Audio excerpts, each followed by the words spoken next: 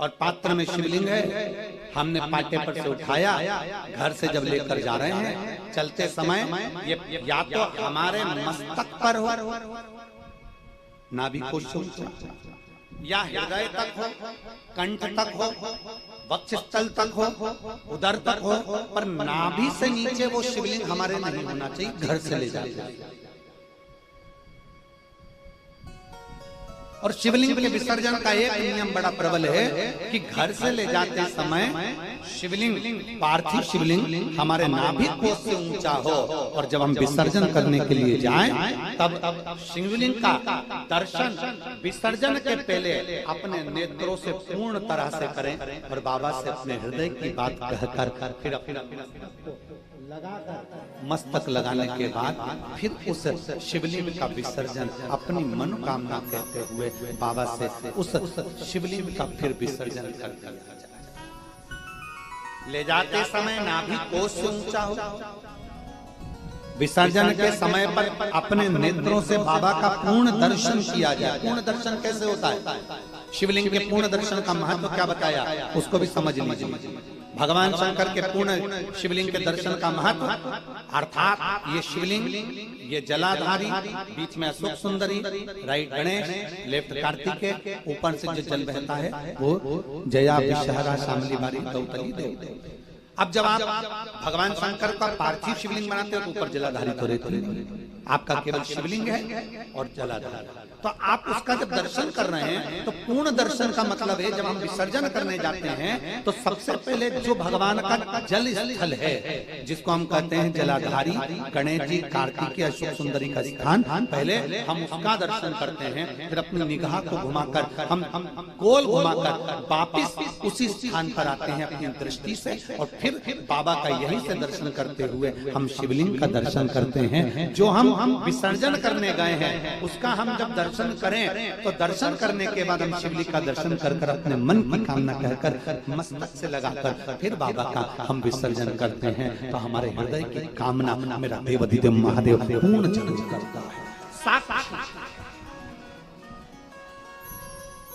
चलो एक छोटा सा प्रश्न है, मुझे उम्मीद है कि मेरी जीजियां जो यहाँ बैठी हैं वो उत्तर जरूर देंगी। छोटा सा प्रश्न, जगन्नाथ जी गए हो, द्वारका जी कभी गए हो, कभी किसी आप कहीं भी बड़े तीर्थ में जाएं, आप काशी जी जाएं, आप किसी बड़े वहां पर एक मंदिर होता है साक्षी गोपाल, या कोई देवता होते हैं साक्षी मानना। जगन्नाथ जी जाएंगे तो साक्षी गोपाल जी बने, उज्जैनी जाएंगे तो साक्षी गोपाल जी बनेंगे, काशी जाएंगे तो साक्षी गोपाल जी बनेंगे। साक्षी गोपाल का मतलब क्या होता है? आप काशी में गए, जल चढ़ाया, उज्जैनी गए, जल चढ़ाया, आप जगन्नाथ जी गए, आपने भोग लगाया, दर्शन किया, और साक्षी गोपाल का मतलब होता है कि साक्षी गोपाल जी के सामने जाकर खड़े हो गए, आपने दर्शन कर लिए, मतलब आपकी दृष्टि से ये साक्षी हो गया कि आप जगन्नाथपुरी आए थे और बाबा का आपने दर्शन किया है। आप काशी आए थे, आपने बाबा का दर्शन किया है। आप उज्जैनी आए थे, आपने बाबा का दर्शन किया है। उसी तरह हमने प्रदोष के दिन शिवलिंग बनाया, पूजन करी, संकल्प लिया, आराधना करी, सब कुछ हम शाम के समय जब विसर्जन करने जा रहे हैं, विसर्जन करते समय जब नेत्र से हम बाबा का दर्शन करते हैं तो ये साक्षी हो जाती है कि मैंने बाबा को बुलाया और मैंने मेरे बाबा से अपने मन की बात की और मेरे बाबा ने वो स्वीकार करा, मैं बाबा को विसर्जन करता। तो ये साक्षी है हमारे पूजन की, हमारी दृष्टि, हमारी साक्षीता देती है। आज के जमाने में अगर आधार कार्ड बनता है तो सबसे पहले नेत्र दृष्टि पर तुम्हारा कोई कैमरा लगाया जाता है कि अपनी आंखों को फाड़ा, अपनी आंखों को निकाला जाए, देखा जाए, अपनी आंखों से देखो कि क्या साक्षी, फिर उससे मालूम पड़ता है कि ये वही व्यक्ति है क्या, साक्षी करी जाती है कि ये वही व्यक्ति है क्या, ये लीलाबाई है कि कमलाबाई है कि कौन है, इससे पहचाना जाता है नेत्र से। ये नेत्र साक्षी देते हैं। तो हम जब भगवान का विसर्जन करने के लिए जाते हैं, विसर्जन करते समय हम भगवान की ये जलाधारी दर्शन करते करते करते करते यहाँ से आते यहाँ, फिर दर्शन करते करते शिवलिंग का दर्शन कर कर प्रणाम कर कर हृदय से लगाकर फिर हम उसका विसर्जन कर देते हैं। अर्थात हम साक्षी।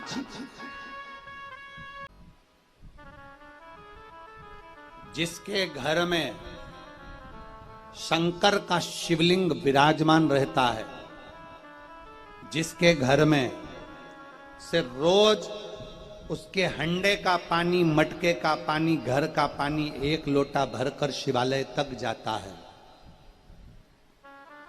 उस घर की पहरेदारी स्वयं भगवान शंकर के गण वीरभद्र करते हैं। उसके घर की पहरेदारी स्वयं शंकर के गण वीरभद्र करते हैं। पहुंचे, जैसे डाकू पहुंचे आग लगाने के लिए, जैसे ही पहुंचे वहां जाकर चोरों ने क्या देखा, डाकुओं ने क्या देखा कि एक बानर तुलसीदास जी की कुटिया के ऊपर बैठा हुआ था। बंदर ऊपर बैठा, ये आग लगाने का प्रयास करे, वो इनको मार मार कर भगा दे। विद्वत जनों ने पूछा, क्या तुमने तुलसीदास जी की कुटिया में आग लगा दी? नहीं लगा पाए। क्यों नहीं लगा पाए? क्योंकि वहां एक बानर बैठा हुआ, एक बंदर बैठा हुआ, एक बानर है वहां, एक बंदर है, वो रक्षा कर रहा है। शिव महापुराण की कथा कहती है, जहां शंकर का शिवलिंग है, जहां शिव नाम है, जहां शंकर की स्तुति है।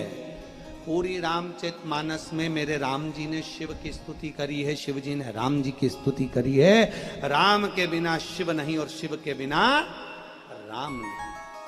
पूरी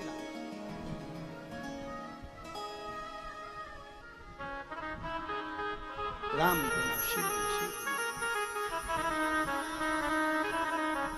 भगवान शंकर की स्तुति कर। तो यहाँ एक बानर रक्षा करता है। और यहाँ स्कंद पुराण का रेवा खंड कर रहा है, स्कंद पुराण का रेवा खंड वर्णन कर रहा है, स्कंद पुराण का रेवा खंड कर रहा है कि आप भगवान शंकर की स्तुति में, भगवान शंकर के भजन में अगर डूबे हो, आपके घर में अगर शिवलिंग विराजमान है, आपके घर में से एक लोटा जल अगर शंकर के शिवालय तक, मंदिर तक जा रहा है, चिंता मत करना, तुम्हारे घर की पहरेदारी जैसे तुलसीदास जी के घर की पहरेदारी हनुमान जी करते हैं, वैसे तुम्हारे घर की पहरेदारी स्वयं शंकर के गण करते हैं, भगवान शिव के गण करते हैं। आप अपनी भक्ति में डूबे, आप अपनी अलमस्ती में रहिए।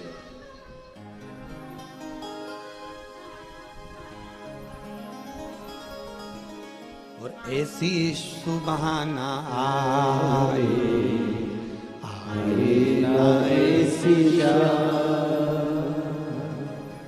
ऐसी सुबहाना आए, आए ना ऐसी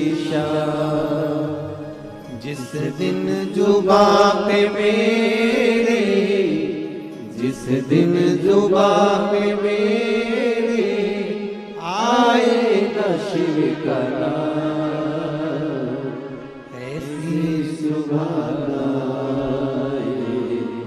आए न ऐसी